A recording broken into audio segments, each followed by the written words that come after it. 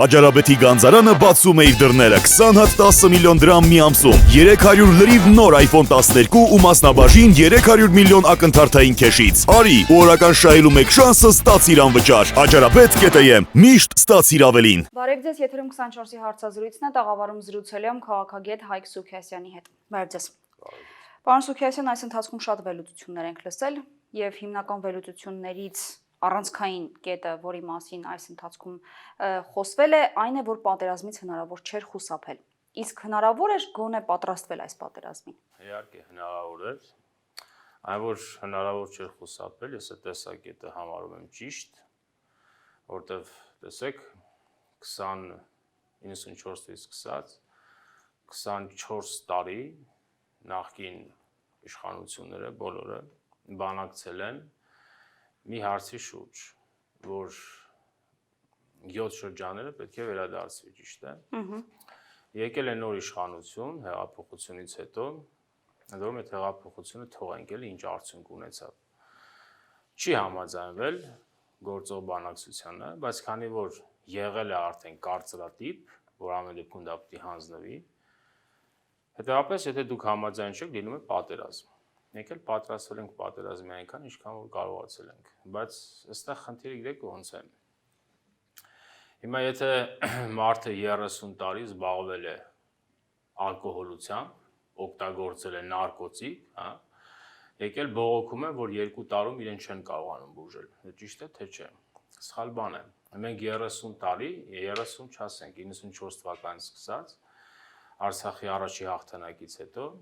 մենք մի ամբողջ պետությունով ժողովրդով խրվեցինք ցեխի մեջ, կողոպուտի, անիրաված պետության, արտագաղթի հայրենիք ստեղծելով,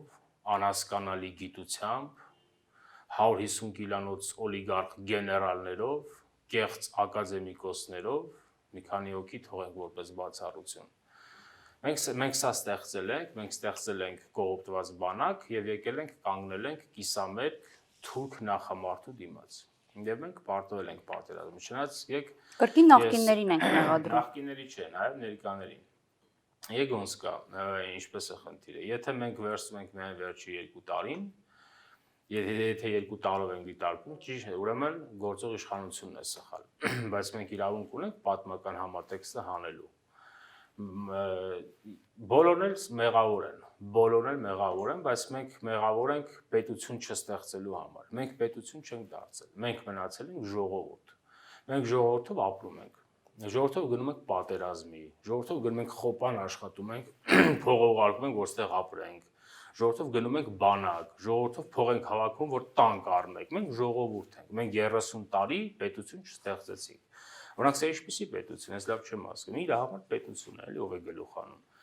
Եվ սա մեր մեղավորությունն է, առաջին հերթին մեր եւ նախկին եւ ներկա իշխանությունների։ Բայց ակնհայտ է, որ երկուսը 24-ից փոքր է, էլի, չէ՞։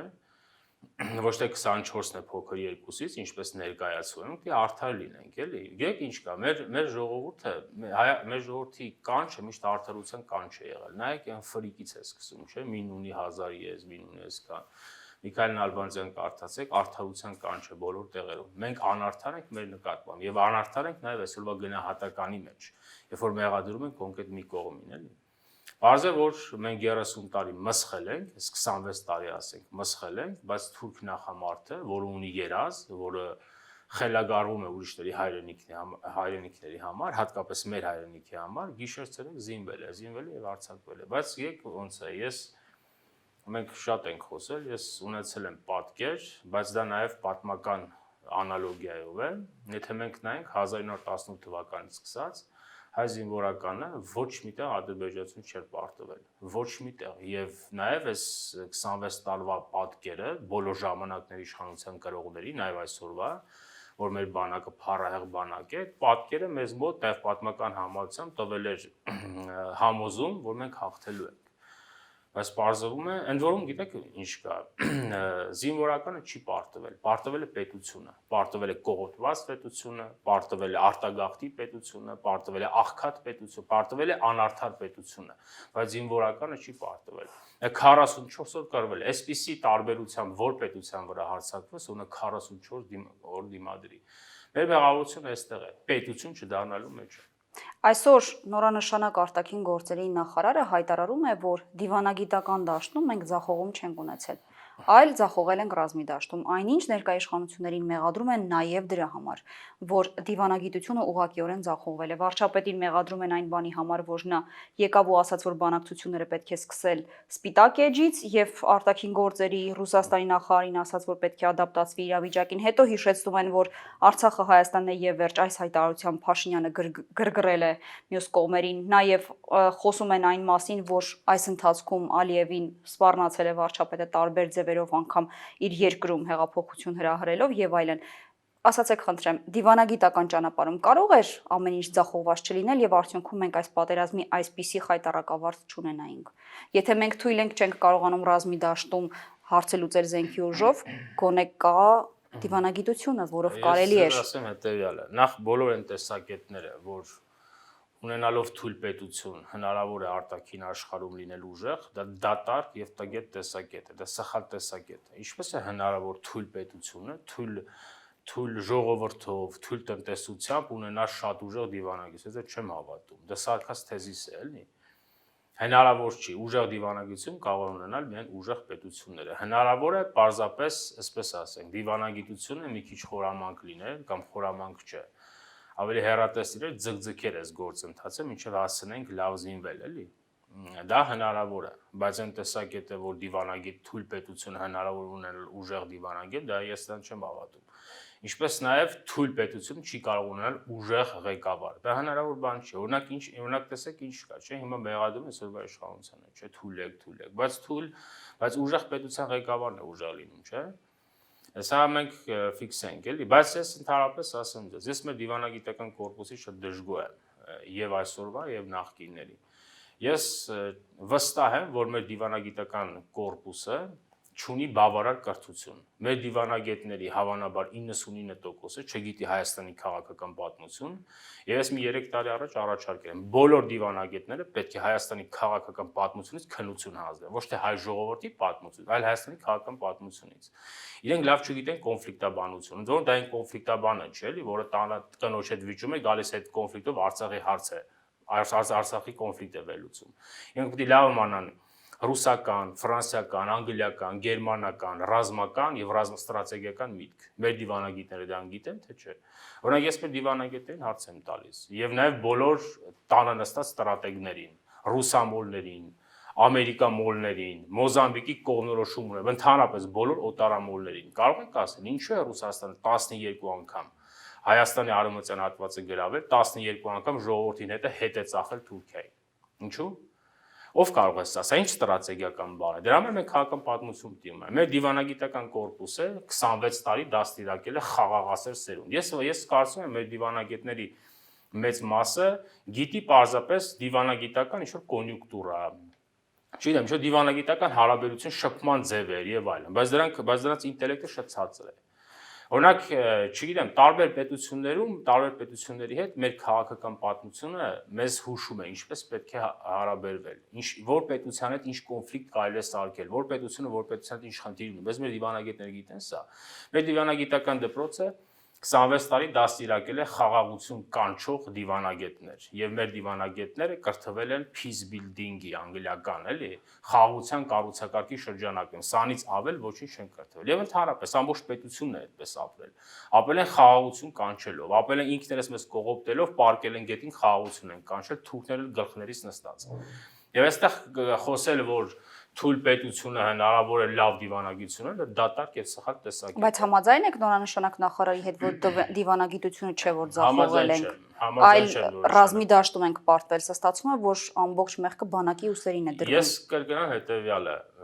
մենք ռազմի դաշտում չենք պարտվել, մենք պարտվել ենք որպես պետություն։ Մեր զինվորականը, գիտեք ոնց է, եթե դուք այսպիսի հարաբերակցությամբ հարձակվեք այլ պետության վրա, այդ պետությունը 3 օր չի դիմանա։ Մեր բանակը 44 օր կռվել է։ Բանակը 44 օր, բայց պետությունը մաշված պետություն է։ Տնտեսություն չունի, նորմալ քաղաքական կյանք չունի, նորմալ արտաքին քաղաքական կյանք չունի, նորմալ սպառազինություն չունի։ Եվ այստեղ ոչ թե հայ զինվորական է, պետություն պարտվել իր հավաքական պոտենցիալի մեջ, եւ դիվանագիտությամբ եւ ամեն ինչով։ Եվ ես կրկնում եմ, մեր դիվանագիտական միտքը ամուլ է։ Ամուլ է, որովհետև մեր դիվանագետների մեծ մասը Հայաստանի քաղաքական պատմություն չգիտի։ Եթե կիմանան Հայաստանի քաղաքական պատմություն, իրենք արտաքին աշխարհի հետ շփվելու կոորդինատները կհասկանան, բայց իրենք չգիտեն այդ կոորդինատները։ Դրա համար առաջարկում եմ բոլոր դիվանագետներին այս հեղափոխությունից հետո դրանից առաջ բոլորը պետք է գան Հայաստանի քաղաքական պատմությունից քննություն հանձնեն։ Չեն հանձնի քաղաքական պատմություն, թող գնան զբաղվեն ուրիշ բանով։ Հետո այդ հարցը ընդհանրապես պետք է հանենք էլի։ Կարելի էր այս պատերազմից գոնե թե մեզ համար մի փոքր շահեկան դուրս գալ։ Դժվար բան է, գիտեք ոնց է։ Հիմա ասեն փիլիսոփայության մեջ տրամաբանության մտածողության հարց կա, էլի, բաժակը կիսով չաբլիկն է, թե կիսով չաբլիկ է, էլի։ Հիմա մենք կարող ենք ասել, որ մենք հայրենիքի մի հատված ենք կորցրել, կարող ենք մտածել հակառակով, որտեղ գոնե մի հատված փրկվել է, էլի։ Այս միջև ճաշակի հարց է։ Բայց եթե մենք լինենք ինքներս մեր նկատմամբ արդար, մենք պետք է ասենք, որ մենք ջախջախվել ենք։ Շատ ցավալի բան է արձանագրելը սա։ Մենք պարտվել ենք, մենք ունեցանք հայրենիքի մի հատվածի կորուստ, մենք ունեցանք մարդկային մեծ կորուստներ, մենք ունեցանք նաև ավեր, եւ մենք ունեցանք նաև, չգիտեմ, հոգեբանական մեծ աղետ է սա մեր ժողովրդի համար, մեզ համար, բայց ես ուզում եմ ասել հետևյալը, սա փաստի արձանագրում է, բայց ես նաև դեմ եմ այն բոլոր լացացնող տեսակետներին, որը սկսել են արդեն գերեզմանակար դնել Հայաստանի վրա, սա մահախոսական չի։ Այսպիսի բաներ պետությունների ժողովուրդների կյանքում շատ են եղել։ Դրա համար ես մեզ առաջարկում եմ մի քիչ էլ գերմանական մտածողություն ունենալ։ Գերմանացիները երկու համաշխարհային պատերազմ են պարտվել, գերմանացիներին երկու համաշխարհային պատերազմ ցեղասպանել են, երկրորդ համաշխարհային պատերազմում սովետական միությունը Գերմանիայից ոչինչ չի թողել։ Անգլիան էլ բարոյապես էր ճնշում, չէ՞, բայց այդ գերմանացիները 5 տարի հետո ոտքի կանգնեց, որովհետև գերմանացին պարկել չգիտի պարկել։ Գլխից խփում ես ոտի վրա է կանգնում, ոտից խփում ես գլխի վրա է կանգնում։ Ապրելու ձգտում ունեցող ժողովուրդ է։ Եվ սա է խնդիրը, որ պետությունը, ժողովուրդը, որը ուզում է պետություն ունենալ, այդ ժողովրդին հնարավոր չի սպանել։ Նույնիսկ այն պարտվող պետությունները, բանակները, նույնիսկ մահվան վերջի ճիրաններում անկախություն ու ազատություն են կանչում, չէ՞։ Բայց մենք ընդհանրապես ես ձեզ ասեմ, մենք եթե մեր դարի պատմությունը լավ նայենք, չէ՞, բարձրացած մեր ժողովուրդը մենք մեր պատմությունը լավ չգիտենք։ Մեզ այս 30 տարվա մեջ ինչ են սովորեցրել։ Տարբեր ժամանակների իշխանության կրողները, նույնիսկ այսօրվա իշխանությունները։ Մեր ժողովրդի ուղեղում սերմանել է տգետ եւ սարքած թեզիսներ, թե մենք փոքր ժողովուրդ ենք, փոքր պետություն ենք։ Սա 90-ականների ոճիրից է գալիս։ Ապա գաղափարական եւ հակամարտկային, հակահայկական տեսակետ։ Փոքր ժողովուրդ ենք, փոքր պետություն ենք, յոլա գնացեք։ Մեր բոլոր ժամանակների իշխանության կրողները որտեղ գնացել են, որ երկիր գնացել, ասել մենք փոքր ժողովուրդ ենք։ Ամեն մեկը սեփական անձի մասշտաբով Հայաստան ու հայ ժողովուրդ է չափել, չէ՞։ Եթե դուք փոքր ժողովուրդ եք, փոքր պետություն եք, ինչու՞ դի լավ ապրեք։ Ինչու՞ դի լավ ապրեք։ Ուրեմն դուք մի մորթվեք, չէ՞։ Այս մտածողությունը ընդհանրապես ես ասեմ, հաղթանակից հետո 94 թվականի Հայաստանում ամեն ինչ գնաց, այսպես ասենք, նեգատիվ դիալեկտիկայով, ամեն ինչ գնաց մինուսով։ Մենք ինքներս մեզ սկսեցինք սարքել փոքր ժողովուրդ, բայց չէ որ ժողովուրդների մեծ ու փոքր չի որոշում միայն տարածքով, որոշում է մշակութային քաղաքական պոտենցիալով։ Մեր ժողովուրդը աշխարհում Սիմոն Վրացյանին չի ասում, աշխարհում խոշոր ժողովուրդներ շատ կան, չաղ, բայց հայը մեծ է։ Սա մեր ժողովուրդը, սա աշխարհի ամենաառաջի եւ պրոգրեսիվ կայսրություններից մեկը ստեղծած ժողովուրդն է։ Աշխարհին մշակույթ քաղաքացիություն տված ժողովուրդ, սա ոնց կարելի փոքր լինել, չէ՞։ Բայց այդ պատմական հուշը մեզնից խլեցին, մեր իշխանավորները, մեր ժողովրդից խլեցին, մեր ժողովրդին տվեցին սարկած թեզիսներ։ Փոքր ժողովուրդ եք յոլա գնացեք։ Եվ սա այդ յոլլան է։ Մենք յոլա գնալու, իսկ գիտությունների ակադեմիան, ես հիշում եմ 2000-ական թվականները, թիվը կոնկրետ չեմ հիշում, մշակել էր գոյատևման ռազմավարություն։ Գոյատևման ռազմավարություն դա յոլա գնալու ռազմավարությունն է։ Սեփական պետության գիտությունների ակադեմիան յոլա գնալու ռազմավարություն է մշակել։ Եվ սա այդ ուղեղն է։ Նսեմ, տգետ, չզարգացած ուղեղն է։ Դրա համար գիտեք մի բան կա։ Ես առաջարկում եմ հետևյալը։ Իհարկե միգուցե գործող իրադրության պայմաններում համահունչ չի, բայց ես առաջարկում եմ։ Այս երրորդ հանրապետությունը մեռել է։ Մենք պետք է հիմնադրենք 4-րդ հանրապետությունը։ Այս 3-րդ հանրապետությունը իր արտագաղթով, իր անիրաված պետությամբ, ընդհանրապես գիտեք ինչ կա։ Կոնստանտը հաստատունը պետությունն է։ Ամեն բան ֆունկցիա է։ Նախագահ, վարչապետ, նախագահի հորոխբոր տղա, այն մեկի հորոխբոր, չգիտեմ, եսիմի, ամեն բան ֆունկցիա է պետության համար։ Այս երրորդ հանրապետությունը որպես ֆունկցիա այլևս չի կարող ծառայել Հայաստանի շահերին։ Հետևաբար, ինչպես օրինակ Ֆրանսիայում Շարլ դե Գոլը եկավ, ասես մեռել է 4-րդ հանրապետությունը։ Գերցե Ֆրանսիան, հիմնադրում ենք 5-րդ հանրապետությունը։ Ես առաջարկում եմ, այս երրորդ հանրապետությունը պատերազմի ավարտից հետո սա դարձել է արտագաղթի, անիրավված պետության, ցույցերի, աղքատության, չգիտեմ, ամեն ինչի հայրենիք, բայց ոչ երբևէ զարգացման, պրոգրեսի եւ քաղաքակրթության։ Հետևաբար ես առաջարկում եմ հիմնադրեք 4-րդ հանրապետություն, մեռել է 3-րդ հանրապետությունը։ Այս 3-րդ հանրապետությունը այլևս մեզ կյանք չի տալու։ Իսկ 4-րդ հանրապետությունը Հայաստանին կտա կյանք եւ հայ ժողովրդին կտա նաեւ ոգեղենություն շարունակելու ապրել։ Պարոն Սուքիասյան, վարչապետին այսօր ամենաշատը մեղադրում են հողեր տալու մեջ։ Քաղաքական թիմի որոշ անդամներ էլ ասում են դա այդպես չէ, որովհետև եղել է անհամաչափ ուժերի անհամաչափ պատերազմ, որում մենք պարտվել ենք։ Ձեր կարծիքով իմիջայլոց վարչապետը վերջին հարցազրույցներից մեկի ժամանակ էլ ասել էր, որ այն համաձայնագիրը կամ հայտարարությունը, որը նոյեմբերի 9-ին ստորագրվել է, հանրային ընկալման մեջ հենց այդպես էլ տեղավորվում է, որ այլընտրանք չկար։ Ձեր կարծիքով հանրային ընկալումներում արդար կլիներ առանց պայքարի որևէ բան հանձնել կամ առանց պայքարի հանձնվել։ Ոչ, չէ լինի։ Նաև ես ասեմ, ես շատ զինվորականների հետ եմ խոսել, ինչ են ասում մարդիկ, բայց ոչ միայն իրենց տեսակետով, նաև ընդհանուր տեսակետից։ Եթե ենթադրենք, մինչև պատերազմը հանձնվում էր, չէ, տարածքները առանց այս աղետի, չէ, ով էր դա ընդունելու։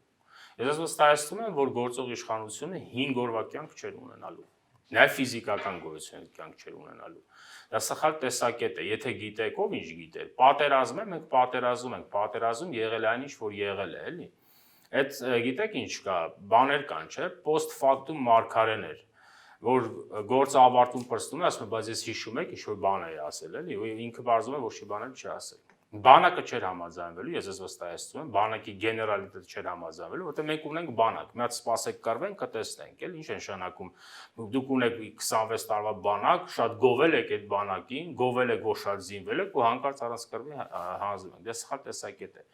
Եվ ես կարծում եմ, դա նաև շատ ավելի մեծ աղետ էր բերելու Հայաստանում, ոչ միայն աղետ, այլ բերելու էր քաղաքացիական լուրջ բախումների։ Հետևաբար ճիշտը կռվելն է։ Ընդհանրապես ամեն պարագայում։ Բայց հիմա էլ մենք ունենք մեր իրավիճակը։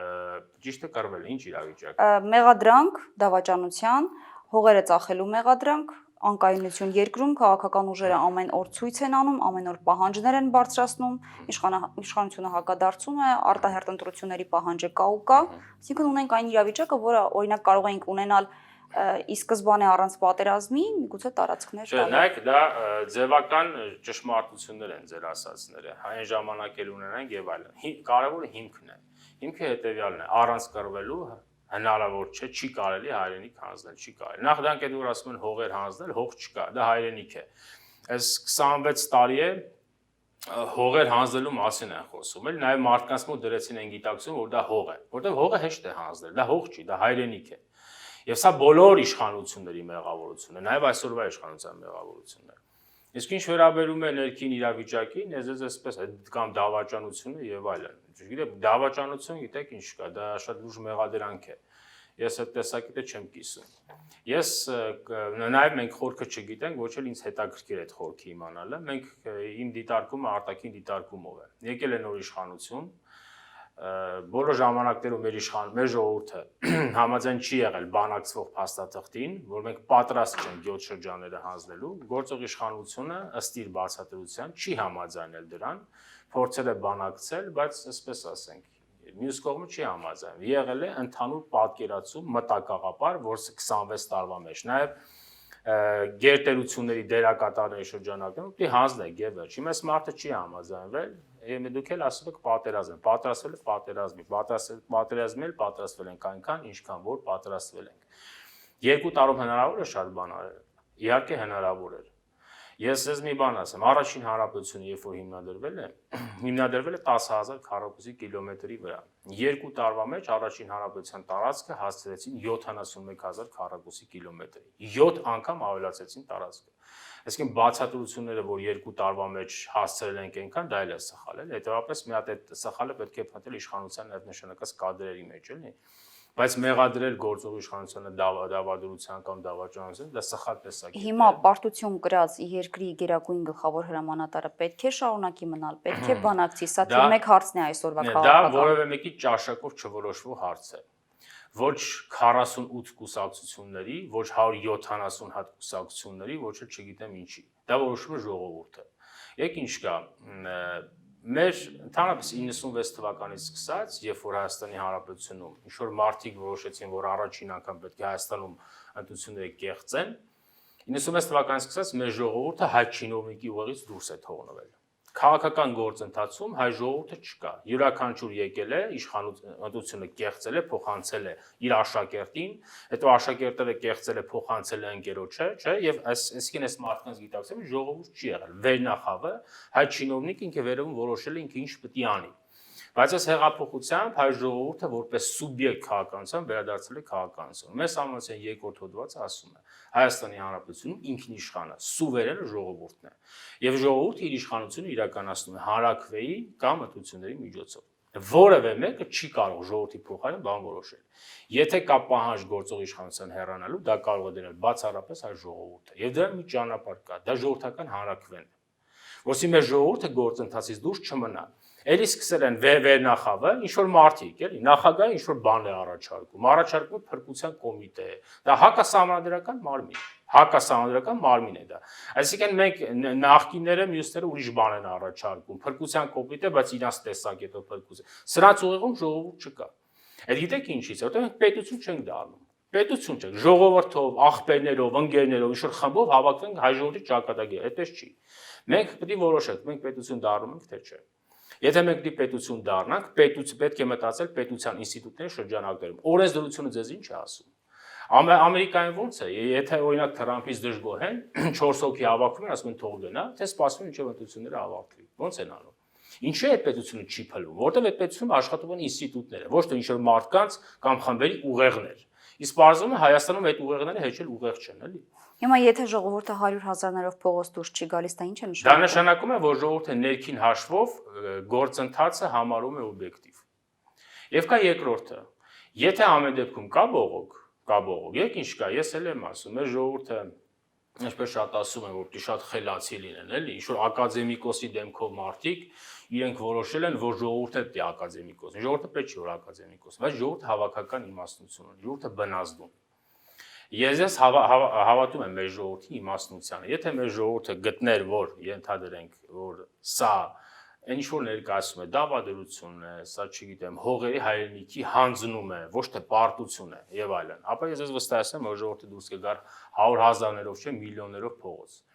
Իսկ դուրս չի գալիս, դա նշանակում է ժողովրդի մոտ ամեն դեպքում կա պատկեր, որ սա օբյեկտիվ արդյունքն է մեր ապրած տարիների կյանքի։ Բայց ամեն դեպքում, եթե կա էլի պահանջ կա գործող իշխանության հրաժարականի, կրկնում եմ, դա պետք է արվի, ոչ թե դա այդ հրաժարականը պետք է ծնվի ոչ թե ինչ-որ մարդկանց ուղեղներում, ոչ թե ինչ-որ փողոցներում գրասենյակում, դա պետք է լինի Հայաստանի Հանրապետության օրենսդրության շրջանում, որսի մենք մնանք պետություն։ Մենք պետություն չենք դառնում, կրկնում եմ, մենք մնացել ենք ժողովուրդ, մի քանի հոգով բան հավաքում։ Գիտեք ինչ կա։ Հիմա վաղեմիսօր ենթադրենք, որ գա այդ փրկության կոմիտեն, որոնք իրենք առաջարկում են համաձայնության կառավարություն։ Այդ ում հետ եք համաձայնեցնելու։ Ում հետ եք համաձայնեցնելու։ Ենթադրենք բերեք 100 հոգի, չէ, 4 հոգի կամ ժողովրդի ինչ որ հատված ասելու են 5 հոգին լավը չի, հանեք։ Ամենամեծ անհամաձայնությունը ստեղծվելու է համաձայնության կառավարության շուրջ։ Եվ սա նորից նոր process-ներ է։ Եվ կա երկրորդ հարցը։ Եթե մենք գնում ենք հիմա արտահայտ ընտրությունների, ես կարող եմ ասել հետևյալը. որևէ մեկը, ով որ պահանջում է արտահայտ ընտրություն, ինքը երթվում է, չգիտեմ, իր առողջությամբ, իր ամեն ինչով, որ հետընտրական process-ներ չեն լինելու։ Ես ես վստահեցնում եմ, եթե կլինեն հետընտրական process-ներ, խժդժություններ, դրսից միջամտություն է լինելու։ Եվ այդ պարագայում մենք երբեք պետություն չենք դառնա։ Հետևաբար այս պահին մեր խնդիրը պետության ներսում կայունություն ապահովելն է։ Այդ նախկին, ներկա ինչ ուզում է լինի, հավաքվում են իրար գլուխ, եթե կարող են, էլի, եւ գալիս են մի կոնսենսուսի։ Կամ Հայաստան պետք է լինի, կամ պետք է չլինի։ Այս գործող ճանապարհով հրաժարական տուր ես գամ, մանավանդ որ 24 տարի իրենք են բանակցել։ 24 տարի այս պետության Հայաստանում ինչի է հեղափոխություն եղել։ Այդ այլանդակված կյանքի արդյունքում, չէ։ Հիմա այդ այլանդակված կյանքի հիմնադիրները պահանջում են Հայաստանում արդարություն, բայց դա չի նշանակում, որ գործող իշխանությունը ճիշտ է։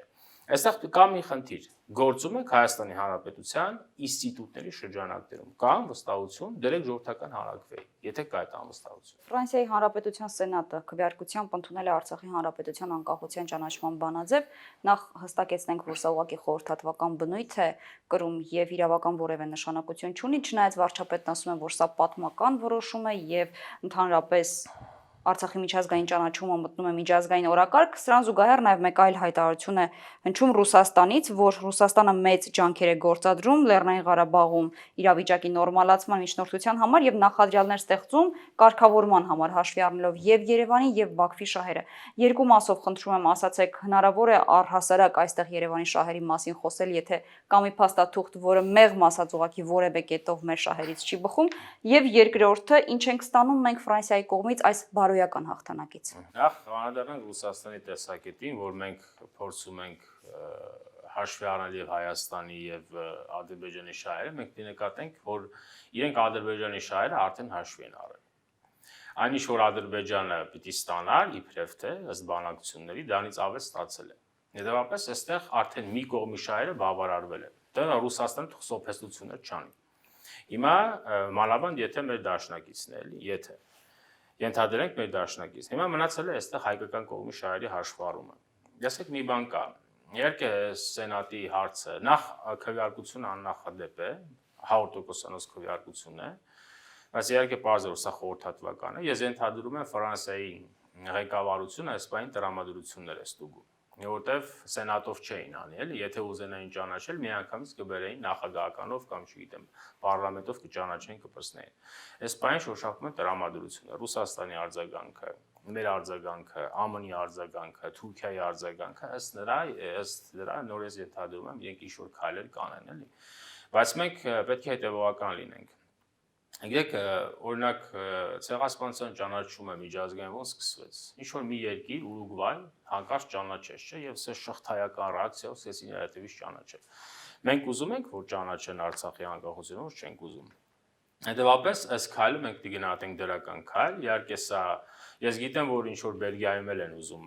Բելգիայի խորհրդանում են ուզում Արցախի ճանաչման հարց դնել եւ Արցախի դիվանագիտական հարաբերություններ հաստատել։ Դեք ինչ կա, ես կարծում եմ, այս Մինսկի խումբ կոչվածը, որը ես ձեզ մի անգամ մի առիթով ասել եմ, որը իրականում Բեռլինի կոնգրեսն է։ Մենք մեզ բերեցին Բեռլինի կոնգրես, քաշեցին այս կողմեկում, վերջը փուրը տվեցին, հիմա նույնն էլ այս Մինսկի խումբն է, գցեցին ակցիաների մեջ, դուրս չեկանք, քաշեցին այս կողմես, մի օր տարածքային ամբողջականություն, իր ազգային եւ վերջում փուրը տվեցին մեզ։ Բայց մեզ հիմա ձեռնտու է Մինսկի խումբ վերադառնալը, որտեվ այստեղ կարող է գրանցվել ռուս-թուրքական գործարք։ Ես իհարկե քաղաքական կոնյունկտուրայից ելնելով ուրիշ բաներ չեմ ասում, չնայած իրականում այդ գործարքը գրանցվել։ Դա համար մեզ հիմա պետք է շատ արագ հարցը քաշել, տանել Մինսկի խումբ եւ սկսել տարիներով 40 տարի, 50 տարի բանակցել, որովհետեւ մենք հնարավորություն ենք այս ընթացքում պետությունը կարգի բերելու, էլի։ Եվ մենք պետք է սպասենք նաեւ Բայդենը ընտրվելուց հետո ինչ է անելու։ Եկ Հարապետականները ԱՄՆ-ում աշխատում են քաղաքական ռեալիզմով, լիբերալները, դեմոկրատները աշխատում են արժեհամակարգով։ Դրանք Թրամփի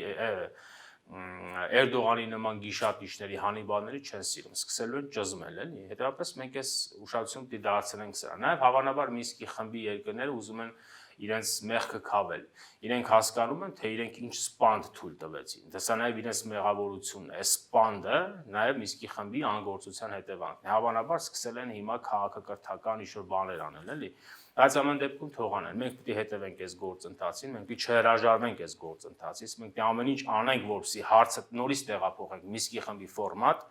ինչպես Ադրբեջանն է։ 94 թվականին կնքվել է զինադադար, 30 տարի բանակցեց, ձգեց, կազմակերպեց, հարձակվեց, չէ՞։ Այս հարցը կրկնում եմ, սա լուծված հարց չի։ Մենք պիտի մահախոսականները թարգենք, արդեն բոլորը սկսել են, կապիտուլյացիա, մեռանք, ոտքի չեք կանգնելու, հայկական ավանդական լացն է։ Ես կարծում եմ դա մի քիչ էլ ինչ-որ տեղերից բան է արվում, տաքացվում է, էլի։ Այսպես ստացվել է, բայց սա